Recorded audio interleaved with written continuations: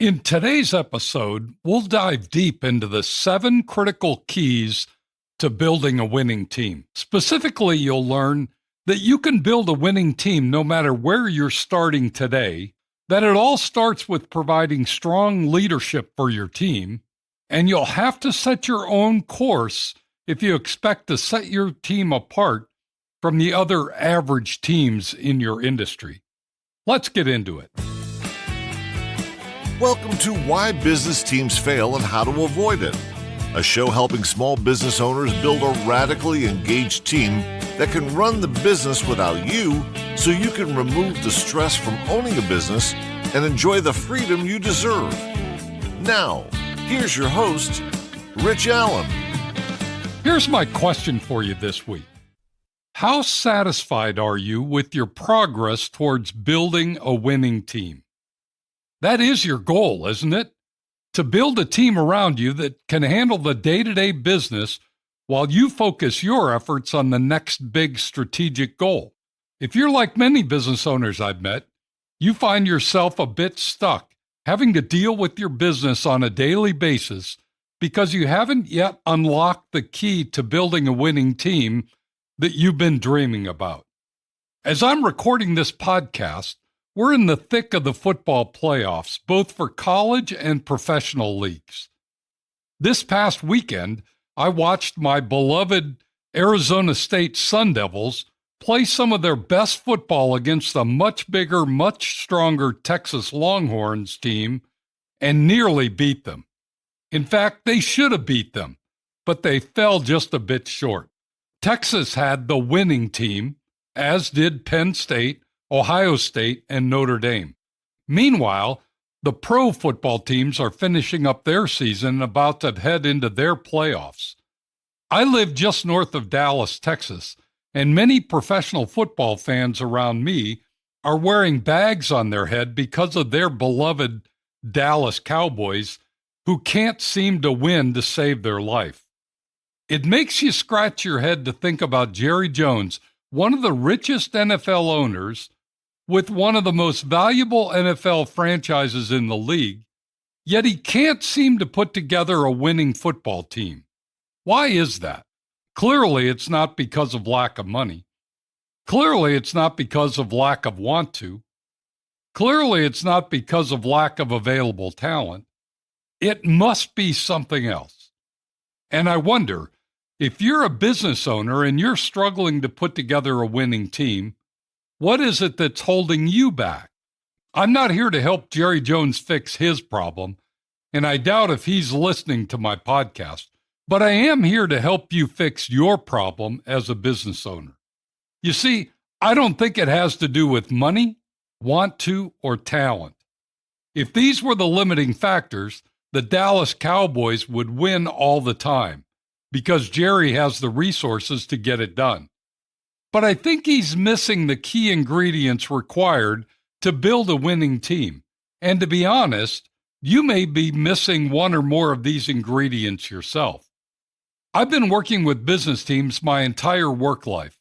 I've been on winning teams, I've managed winning teams, and I've helped others build winning teams. And over the years, I've come to realize that there are 7 keys to building a winning team. If you listened to last week's podcast, you may recall that I said this week we were going to discuss the 6 keys to a winning team. And shortly after I recorded last week's podcast, I realized I misspoke and forgot that I recently added a 7th key based on some recent experiences I've had helping business owners like you build their own winning team. So just to be clear, I'm going to share 7 keys today in hopes that you'll be able to identify which of these you may be missing or may need to revisit to achieve the winning team level for your business. Have you got a pen and paper handy? Let's dive into these 7 critical keys. Here's key number 1. Provide strong leadership. It's difficult to build a winning team if you, as the business owner, aren't providing the strong leadership the team needs. So you may be wondering, what is strong leadership? I believe that strong leadership is demonstrated when the leader paints a clear and compelling vision of the future for everyone on the team. Team members want to follow when they have someone they respect showing them the way. Far too often, as business owners, we fall into manager mode and forget that our primary role is to be the visionary, the person who sees clearly what the future could be and inspires those around them to give them their best efforts to make it happen. Never forget that strong leadership is about vision and the future, not about discipline and following rules. Key number 2 is to establish a shared common goal.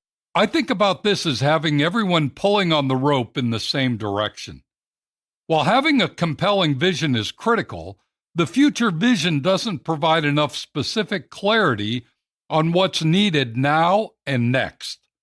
But when the leader creates a shared common goal that is near term enough to get everyone on the team pulling in the same direction, the result is powerful and impactful. My experience has been that many business owners create goals for different parts of the business or for specific individuals on their team, and not all of them are in alignment, meaning the result is having individuals on their team pulling in different directions. Goals should begin at the top with the senior-most leaders, and then all other goals should be in absolute alignment with those at the top. Is this how your goals and your reward programs are structured? It's critical that they are. Key number 3 is to define the rules of the game. Business is a game, just like football or tennis or whatever your favorite sport is. And every game has rules. Some are well known, others are little known. For example, I know how to play checkers, but if you made me play chess, I'm clueless about the rules. But while the rules for playing chess are universal, the rules for playing business are not. Everyone gets to set their own rules. Of course, there are legal rules, but aside from that, each of us as business owners set the rules for how we want the game to be played on our team. Have you been clear on what the rules are for your business? I call these non-negotiables, those actions and behaviors that you either will require and demand or those that you will not tolerate. Unless everyone on your team knows and understands the rules, your non-negotiables, they'll go out of bounds from time to time and they'll slow down your team. It's hard to win when that happens. Key number 4 is to have a specific action plan. Not everyone thinks in terms of action plans. So if you want to have a winning team, you have to build in the structure to turn your common goals into a set of action plans that everyone follows. There have been some great books written on this topic. I have 2 that I'd like and would recommend to you. One is The 12-Week Year by Brian Moran. Brian recommends building the 12-week action plan and then focusing maniacally on executing over the next 12 weeks. When you finish the 12 weeks, you take a week off, then you start the process all over again. The theory is you can accomplish as much in 12 weeks as you can in 12 months if you stay focused on the action plan. It's a book worth reading to see if it fits your business model. Another recommendation is The 4 Disciplines of Execution by Sean Covey. Sean outlines the 4 specific disciplines that must be in place in your business to execute on the action plans that support your WIG, your wildly important goal. The WIG is much like setting your common goal, in that everyone is focused on achieving that one objective. I highly recommend this book, and I use it with several of my business clients. You may be familiar with others. It doesn't matter which you follow. Just pick one and make sure you have a solid action plan for your team to follow. Key number 5 is to support risk-taking. Nothing is worse than having rules or the culture in a business that penalizes someone when they take risks. Yet far too often, Business owners put up guardrails so that things won't go wrong and unknowingly suppress everyone's desire or ability to step out and do something that may have a chance of being wrong or failing. And too many times, if something does go wrong, the individuals involved get punished, which sends the message to the entire team, don't risk it. The fact is that teams that play safe don't win. Just think about your favorite sports team and recall when they were ahead late in the game and they decided to play defense rather than to continue to be aggressive. What happens most of the time? They end up losing the game. We've all seen it time and time again. And if you're playing that way in your business, you're not going to build a team of winners. You'll be raising a team of scared, timid losers. As the business owner, you've got to encourage and embrace risk-taking. Be enthusiastic when someone tries and fails. Take time to discuss and explore what went wrong, then encourage your team to try again using the new knowledge and insight that they've gained. Encourage innovation and examine failures for lessons learned, not for blame. Key number 5 is to require 100% involvement. Business is a team sport. We win in business as a team, not as individuals. Yet that's not how every business owner is playing the game. How do I know? Just look at their compensation structure or their incentive programs.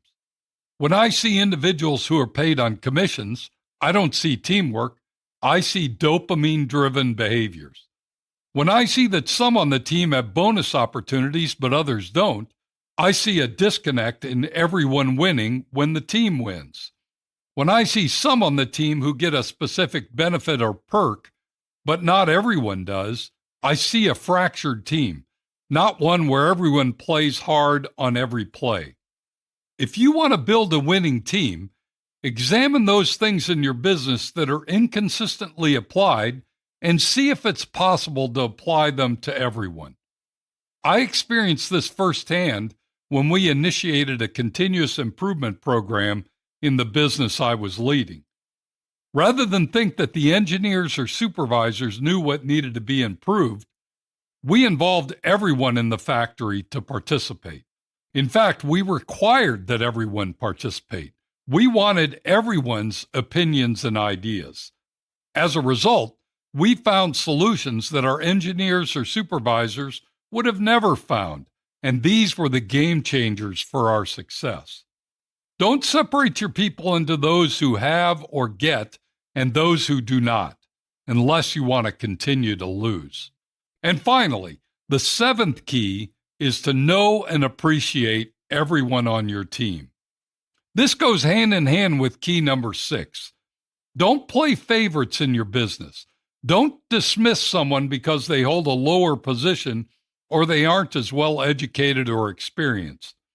Everyone on your team plays a valuable role, and they need to know that you, as the business owner, know and appreciate the work they do. This requires you to get out and meet those on your team that you don't naturally spend much time with. This requires you to ask about their personal life, not just about what they do while at work. Trust me, if everyone knows you care about them and know about them, they'll give you their best efforts. So there you have it.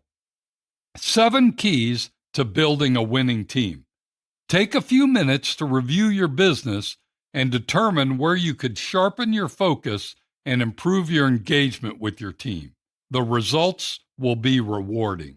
As we wrap up today's podcast, let me leave you with these simple thoughts on the 7 keys to building a winning team. Number 1, don't make excuses for lack of time, money, or talent.